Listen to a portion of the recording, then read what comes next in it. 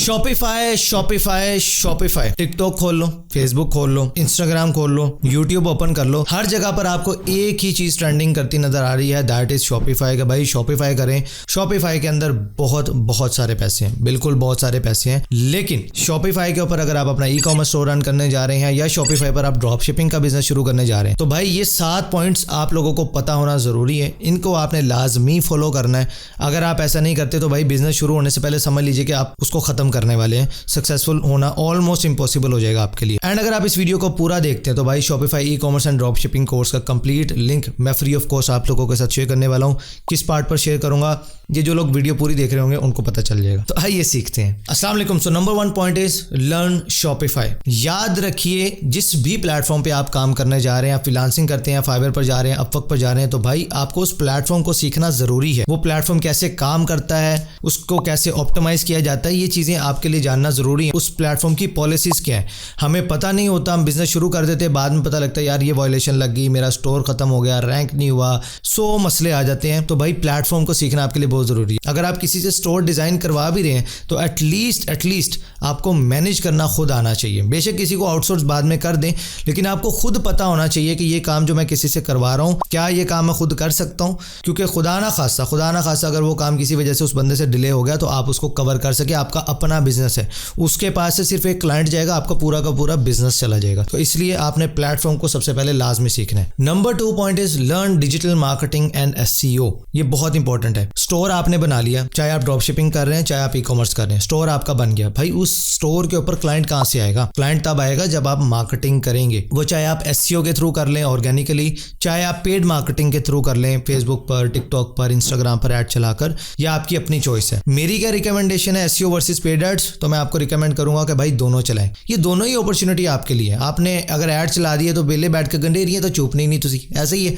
तो आपने वहां पर SEO भी करनी है अपने स्टोर के ऊपर, ताकि जो ऑर्गेनिक ट्रैफिक आपके स्टोर के ऊपर आ सकती है वो आए, और लॉन्ग टर्म आपको फ्री ट्रैफिक आएगी जो कि आपके प्रोडक्ट्स खरीदेगी और आपको बिजनेस मिलेगा। और अगर आप पेड एड सीखना चाहते हैं, SEO के ऊपर भी हमारा काम चल रहा है, उसका कोर्स अगर आपको चाहिए तो मुझे कमेंट करके बता देना, हम जरा स्पीड तेज कर देंगे। वैसे हम काम कर रहे हैं। कमेंट आपने लाजमी करना है। Facebook ads, Instagram ads, TikTok ads, ये सभी कोर्सेज के लिंक डिस्क्रिप्शन के अंदर मौजूद हैं। इंशाल्लाह जैसे ही हो सकता है जब ये वीडियो अपलोड हो रही है तब तक SEO भी आ गया हो, तो वो भी हम अपडेट कर देंगे। जैसे ही SEO का कोर्स आएगा वो भी डिस्क्रिप्शन में हम अपडेट कर देंगे, तो वहां से आप सीख सकते हैं। एंड वेट करो, अभी शॉपिफाई का कोर्स रहता है, वो भी हम आपको देंगे। Third point and one of the most important point, that is निश सिलेक्शन। अगर आपने रॉन्ग निश सेलेक्ट कर ली तो पुत्रो जो मर्जी कर दे रहो, आपका वहां से बिजनेस नहीं बनने वाला। देखें, याद रखें, बिजनेस चलता है, बिजनेस के अंदर एक बहुत ही सिंपल सा और बहुत ही पावरफुल रूल है, that is supply and demand. आपने एक ऐसी प्रोडक्ट सेलेक्ट कर ली जिसकी मार्केट के अंदर डिमांड ही नहीं है और सप्लाई अन्नेवा है, तो भाई आपकी सेल नहीं आने वाली। आप बहुत कंपेटिटिव मार्केट के अंदर कूद रहे हैं।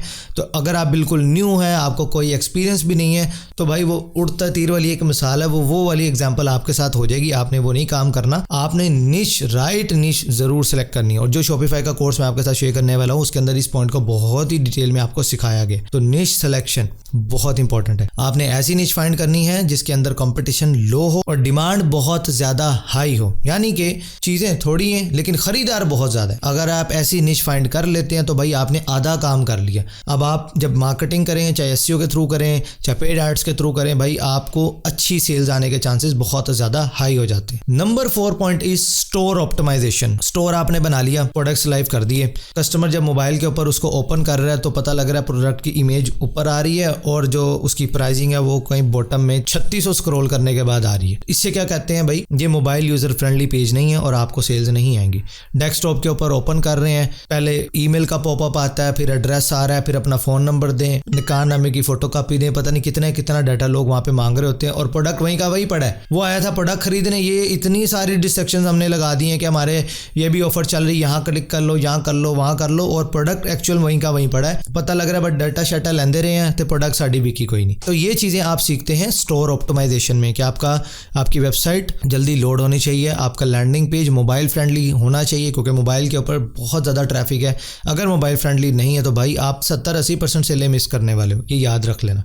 अनटिल अनलेस कि आपका प्रोडक्ट कोई फॉर एग्जांपल आप SaaS बिजनेस कर रहे हो और जो आपने एप्लीकेशन बनाई है वो सिर्फ डेस्कटॉप के लिए, तो शायद आप मोबाइल पे इतना ज़्यादा आप उसको ना करो। लेकिन यस, जब आप अवेयरनेस करेंगे तो मोबाइल के अंदर भी ज़रूरी जरूरी है, वो बेसिक वो डेस्कटॉप की एप्लीकेशन है, लेकिन फिर भी वहां पे हम थोड़ा सा आपको एज दे देते हैं। लेकिन मेजॉरिटी केसेस आपको ज्यादा ट्रैफिक मोबाइल से ही मिलनी है, तो मोबाइल ऑप्टिमाइज आपका पेज होना बहुत ज्यादा जरूरी है। इस तरह की बहुत सारी छोटी छोटी चीजें हैं जिनका आपको ख्याल रखना जरूरी है, जो कि हमारे शॉपिफाई कोर्स में आपको सिखाई गई है। Number 5 point, customer support.